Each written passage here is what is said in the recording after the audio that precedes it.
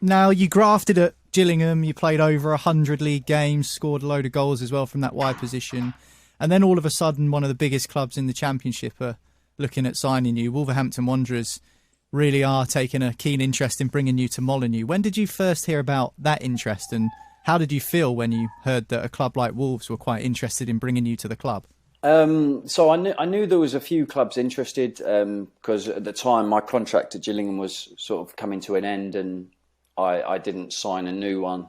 So I knew there was quite a bit of interest. The Wolves one, I sort of only found out in the summer, really. And it was one of them weird scenarios where I was actually going away on a boys' holiday, and I was bags packed. Where to? Marbella. Bags were packed. I was just about to get in the taxi to go to the airport, and I got a call from my agent to say that Mick McCarthy wanted to meet me. I think it was a Friday, so I think on the Sunday he wanted to meet me in Portugal.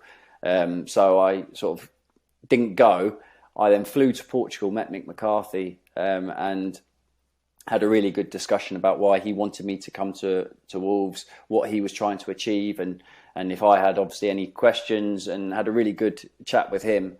And then I basically flew back, went straight up to Molineux, got basically shown round, agreed the deal, and signed pretty much there and then.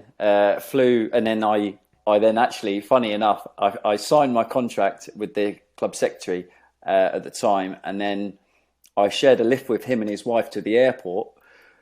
And we all got on the same flight to Marbella.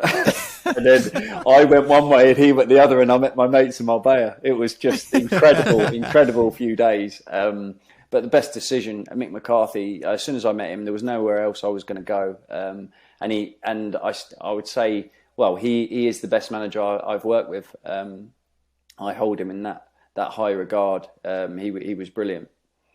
What was it about him that made him such a good manager? Because I think probably nowadays, as happens with every manager, isn't it? They kind of they move along a timeline and eventually go from progressive to dinosaur. And I think he's probably in that scale of things now in terms of where he's seen within modern football. So what made him such a good manager back in the day? The biggest compliment I can give him, he was honest. He was on the training field every day with you. He wasn't like one of the managers that stayed inside until Thursday and came out. He had that presence and aura when he walked around the change rooms.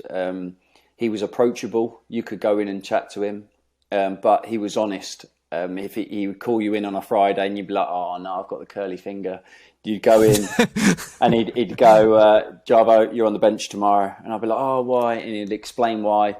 And then I could, come back and I think this, and this. And he'd go, "Look, absolutely fine.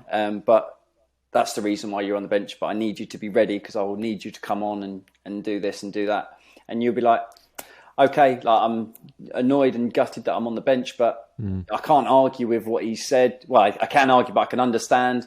And, I'll be ready to come on." And he wasn't one of them that say, "Look, I'm going to put you on the bench, but you're going to play on Tuesday." And then the team wins, and then he goes, "Oh, look, the team's won. I can't do that." He was never one of them managers. He was very honest, and he'll tell you whether you played well. He'll tell you when you played not very well. But that's one of the biggest things. But he worked at my game with me, him and his coaching staff, Terry Connor as well. And I had Tony Daly as the fitness coach at Wolves as well. So I had some really, really good people that developed my game and was able to learn off. And that's why I hold him as in such high regard.